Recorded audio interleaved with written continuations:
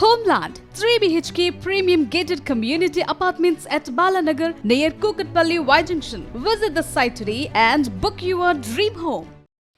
నల్గొండలో దారుణ హత్యకు గురైన హసీనా కుటుంబ సభ్యులు మనతో ఉన్నారు. మొదటగా అంతా హసీనా సొంత కూతురు అల్లుడే హత్య చేశారని అందరూ భావించారు. పోలీసులు కూడా అదే భావించారు, మీడియా కూడా అదే భావించింది. కానీ ఈ కేసు కీలక మలుపు తిరిగింది. హసీనా కూతురికి ఈ కేసుతో సంబంధమే లేదని పోలీసులు తేల్చేశారు. నిన్న మీడియా ముఖంగా కూడా జిల్లా ఎస్పీ హసీనా ఎవరైతే అక్క కూతురు అల్లుడు సయ్యద్ అస్లాం ఒక్కడే నలుగురిని అత్యంత దారుణంగా హత్య చేశారని కూడా పోలీసుల విచారణలో తేలింది. కోర్టు ముందు కూడా ప్రవేశపెట్టడం జరిగింది. మనతో మాట్లాడడానికి హసీనా మొదటి భర్త, హసీనా కూతురు, అల్లుడు. బిగ్ టీవీ ఎక్స్క్లూజివ్గా చూస్తున్నాం. హసీనాకు 3 పెళ్ళిళ్ళైనాయి. మొదటగా పెళ్ళైన వ్యక్తి ఇతను, హసీనా కూతురు ఈమె. చూస్తున్నాం హసీనా భర్తని అడిగి తెలుసుకుందాం. మీరు ఎప్పుడు పెళ్ళయింది, మీకు ఎంతమంది పిల్లలు, మీరు ఎప్పుడు విడి?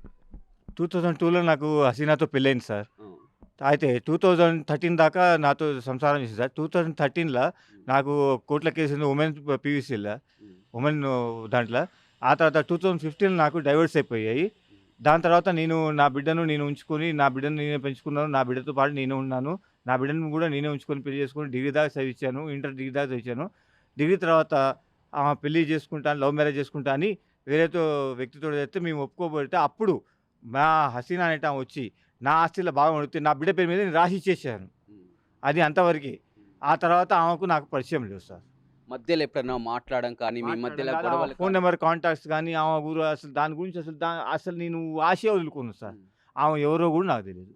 అది విషయం. ఈ కేసు హసీనాని హత్య చేసినప్పుడు, వాళ్ళ పిల్లలు నలుగురు చంపినప్పుడు పోలీసులు మిమ్మల్ని కూడా అనుమానించారు, మిమ్మల్ని కూడా ఇన్వెస్టిగేషన్ చేశారు. ఏమన్నారు పోలీసు? మీరే చేశారని అడిగారు.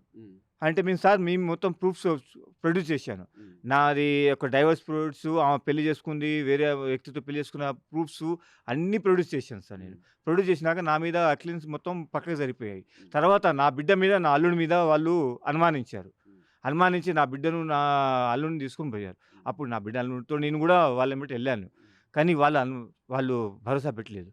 లాస్ట్కు చూస్తే ఏమైందంటే నా యొక్క మరదలు అంటే అంటే హసీనా యొక్క పెద్ద అక్క యొక్క అల్లుడు ఆయన మర్డర్ చేయడంలో ఇన్వాల్వ్ అయ్యి ఉంటే, ఆ అల్లుడు మీతో ఎప్పుడైనా మాట్లాడడం కానీ? అసలు వాడి మొహం కూడా నాకు తెలియదు, వాడు ఎవడు కూడా తెలియదు, అసలు నాకు తెలియదు. ఒక్కతే కూతురా నీకు? నాకు ఒకటే కూతురు సార్. ఆమెనే చూసుకుని నా జీవితం మొత్తం బతికాను నేను. అంటే ఎప్పుడు విడిపోయారు మీరు? ఎప్పుడు విడిపోయారు? ఈమె పుట్టినాక ఎప్పుడు? 2013 నా మీద కేసు అయింది సార్. అప్పటి నుంచి డివైడ్ ఉన్నాం. 2015లో మీ ఇద్దరి మధ్యలో గొడవలు ఏమొచ్చి? గొడవలుగా క్యాష్ కార్డ్ సార్ మాకు.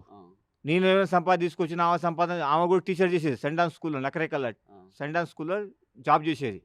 అక్కడ జాబ్ చేసినా కూడా ఆ పైసలు కూడా ఇవ్వబోయేది. సరే నేను డ్రైవర్గా చేసేటప్పుడు ఆ పైసలు తెచ్చి ఇచ్చినా కూడా ఎప్పుడైనా సరే మనకాడ పైసలు లేనప్పుడు వ్యక్తిగతంగా నేను మొగాన్ని ఒక 1000 రూపాయలు సంపాదించుకొస్తాను. నా జేబులో 1000 రూపాయలు చూసుకుని బయటికి పోతే హసీనాకు మరి ఆస్తులు ఎలా వచ్చాయి? ఇప్పుడు ఉన్నటువంటి ఇల్లు కానీ, ఆమె మీద ఉన్నటువంటి భూములు కానీ, పైసలు కానీ ఎలా వచ్చాయి సార్? యాక్చువల్గా ఫస్ట్ అయితే ఆమెకు వాళ్ళ నాన్నగారు భూమి పంచి ఇచ్చినప్పుడు 2 లక్షలు మరి 5 లక్షలు నాకు తెలియదు, ఐ డోంట్ నో.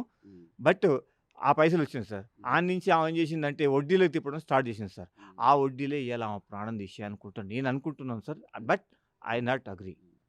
నేను కన్ఫామ్గా చెప్పలేను, దాన్ని ఉన్న వాస్తవం చెప్తున్నాను. కానీ ఆమె మాత్రం పైసల కోసం బాగా ఆశపడేది. హసీనాతో ఫస్ట్ ఏమన్నా గొడవలు ఉండేదా ఇంతకుముందు కనుక నీతో కలిసి ఉన్నప్పుడు? గొడవలు ఏం లేదు సార్ మా ఇద్దరి మధ్యలో. యాక్చువల్గా ఏంటంటే క్యాష్ కార్డు వచ్చేది. ఆమె క్యాష్ ఏంటంటే ఉదాహరణకు నేను 10 రూపాయలు ఇచ్చాను అనుకోండి, ఆ 10 రూపాయలు ఇవాళ ఇచ్చి రేపు 5 రూపాయలు ఏమంటే 5 రూపాయలు కూడా నాకు రిటర్న్ ఇచ్చేది. ఏంటంటే పైసా జాగ్రత్త పెట్టే రకం అన్నట్టు. మొత్తం ఏదైతే డేర్ పర్సన్ హసీనా, చాలా dare person sir. I know that. చాలా డేర్ పర్సన్, ఎవరికి భయపడదు. ఒక 4 మొగోళ్ళు వచ్చినా కూడా కొట్టే రకం. అత్యంత క్యాండిడేట్ అవుతుంది. నేను దానికి అగ్రి. పైకి వచ్చింది, ఒక టీచర్గా పైకి వచ్చింది. సెండాన్ స్కూల్, నకరేకల్ సెండాన్ స్కూల్లో జాబ్ చేసింది. ప్లస్ ఇప్పుడు తర్వాత నా డైవర్స్ అయిపోయిన తర్వాత ఏ స్కూల్లో చేసిందో నాకు తెలియదు. But dare and person. ఇప్పుడు డైవర్స్ అయినా కానీ ఓకే, అది ఓకే. కానీ ఇప్పుడు ఆమెని అంత దారుణంగా హత్య చేశారు, ఏమనిపిస్తుంది సార్? దీనికి నాకాడ ఆన్సర్ లేదు సార్. నేనైతే ఒక్క తప్పు చేశానా లేదా అనే ఉద్దేశంలో నేను నా భార్య నా దగ్గరుంటే ఇయ్యాల ఇది కాకపోయేమో అనే ఫీలింగ్ నాకుంది సార్. ఆ రోజు నేనే తప్పు చేశానేమో, నా భార్యకు డైవర్స్ ఇచ్చనే బాధ ఇప్పుడు నాకుంది సార్. కానీ ఇప్పుడు నేను దానికి నీతోటి కలిసి ఉంటే ఇవంతా ఇంత దాకా వచ్చేది జరగబోయేమో ఆ, అనే ఆ ఫీలింగ్, నా బిడ్డతో నా భార్య ఉండేమో ఉమ్, అనే ఫీలింగ్ ఉంది సార్.